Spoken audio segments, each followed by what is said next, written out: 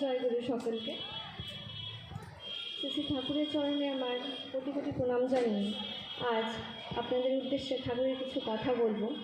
আমি সাধারণত বেশি কিছু বলি না, তবে আজ যখন পেলাম একটু কিছু বলার জন্য কিছু বলি। প্রথমে একটু ছোট্ট গল্প বলি আপনাদেরকে। সে শ্রী ভগবান বুদ্ধের কথা। একবার যোধবিহার বলে জায়গাতে, সেটা বিহারে, ওখানে একবার ভগবান বুদ্ধ বসবাস করতে গেছেন কিছু সময়ের জন্য, এবং তা শুনে তার ভক্ত রাজা বিম্বিসার, আমরা সবাই হিস্ট্রিতে পড়েছি, রাজা বিম্বিসার গেছেন প্রচুর গাড়ি ভর্তি গিফটস নিয়ে, যে আমার গুরুদেব তাকে উদ্দেশ্য করে আমি কিছু আমার যা প্রয়োজন বোধ মনে করেছি তা নিয়ে গেছি। কিন্তু যখন ভগবান বুদ্ধের সামনে বিম্বিসার রাজা উপস্থিত হলেন তার প্রচুর গিফটস নিয়ে, তিনি সেগুলো ঘুণাক্ষরেও তাকিয়ে দেখলেন না, বরং তাকে সাধু সম্ভাষণে বসালেন সামনে, বসিয়ে তার সাথে অনেক গল্প করলেন, কিন্তু সে গিফটসগুলোর দিকে একবার ঘুরে তাকালেন না। ঠিক সেই মুহূর্তে একজন বৃদ্ধ মা, তার ধুলামণ্ডিত হাত পা, তার হাতে একটি আম, তিনি ভগবান শ্রীবুদ্ধের উদ্দেশ্যে আসছেন। তিনাকে দেখতে পেয়েই ভগবান শ্রীবুদ্ধ লাফিয়ে উঠে তার জায়গা থেকে নেমে তাকে সাধু সম্ভাষণ করতে গেলেন, এবং তার হাত থেকে সেই একটি মাত্র যে পাকা আম ছিল, সেই আমটি তিনি ভোগ হিসাবে গ্রহণ করলেন। পরে জানা গেল যে সেই মায়ের কাছে যে আমটি ছিল সেটি তার সেই দিনের একমাত্র খাবার ছিল, যা তিনি ভেবেছিলেন যে আমি এটি ভগবানকে উদ্দেশ্য করে নিবেদিত করব, তারপরেই আমি কিছু খাবো।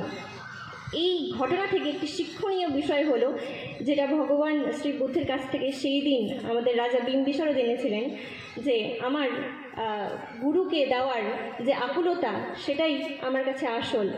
আমার বস্তুর যে গিফটসের যে ওজন, সেইটি আসল না। আশা রাখি এটি আমি এবং তৎসহ আমার সাথে যারা আছেন দর্শক মণ্ডলী, সবাই আমার গুরু ভাই, সবাই নিশ্চয়ই এটি মেনে চলতে পারবো সারা জীবনে। আর রাস্তা দিয়ে অনেক গাড়ি ঘোড়া যাচ্ছে, এই দেখে আমার আরেকটি কথা মনে পড়লো। যখন কেবল সাইকেল চালানো শিখছি আমি, বাবা বলেছেন যে মনে রাখবি, যখন রাস্তা দিয়ে সাইকেল চালাবি তুই একমাত্র দেখতে পাস, আর বাকি রাস্তার সবাই অন্ধ, এই ভেবে চালানো শিখবি। তো আরেকটি ঘটনা বলি আমি। একটি দীক্ষিত ফ্যামিলির ছেলের বাইক অ্যাক্সিডেন্ট হয়েছে, এবং তার ফ্যামিলি আচার্যদেবের কাছে নিবেদন করতে গেছেন যে আগে আমাদের বাড়ির এই বাইক অ্যাক্সিডেন্ট হয়েছে, আমাদের ছেলে এখন গুরুতরভাবে অসুস্থ, হসপিটালাইজড আছে। তো আমরা ভাবছি যে এই বাইকটা যেটা আছে ওইটা একটু ক্ষতবিক্ষত হয়েছে, ওটা ঠিক করে বাড়িতে রাখবো, আদৌ পরে চালানো ঠিক হবে? একটু অপয়া মতো মনে হচ্ছে, আমাদের কিটা ঠিক হবে আদৌ? আপনি যদি একটু যুক্তিযুক্ত কিছু বলেন। আচার্যদেব এইটি শুনেই বলেন, অপয়া কেন হতে যাবে ও গাড়ি? তাই না? স্বাভাবিক যে ওর মধ্যে তো প্রাণ নেই। আমি কতটা পরিমাণে গিয়ার দিচ্ছি, কতটা পরিমাণে আমি স্পিড মেনটেন করে রাস্তাতে চলছি, সেইটি নির্ভর করবে সম্পূর্ণ আমার উপর। এখানে তো গাড়ির কোনো দোষ নেই, তাই না? স্বাভাবিক লজিক্যাল বুদ্ধি দিয়ে যদি ভাবি তাহলে কথাটা ঠিক। এখানে তো গাড়ি ঘোড়া কোনোদিনও অপয়া হতেই পারে না। সব কিছু আমাদের বুদ্ধিমত্তার উপর নির্ভর করবে। হতে পারে সেই সময়ে আমার দোষ ছিল বা না ছিল গাড়ি অ্যাক্সিডেন্টের সময়ে, যদিও বা অ্যাক্সিডেন্টের সময় অনেক কিছুই হতে পারে, যে আমার সম্পূর্ণভাবে দোষ নাও থাকতে পারে, কিন্তু সেই মুহূর্তেও এই কথাটা শুনে আমার মনে হয়েছে যে যখন যেভাবেই গাড়ি চালানো উচিত, সেই সময় যেন আমার বুদ্ধিমত্তা ঠিক থাকে, একতরফা হয়ে যেন আমি কাজ করতে পারি। তাহলেই এই অ্যাক্সিডেন্টের মতো ঘটনা, কিছু জিনিসকে অপয়া মনে করা, এইসব কিছু কুসংস্কারের মধ্যে যেন আমরা আবদ্ধ না হয়ে পড়ি ঠাকুরকে ধরেও, এটা যেন আমরা জীবনে মেনটেন করতে পারি।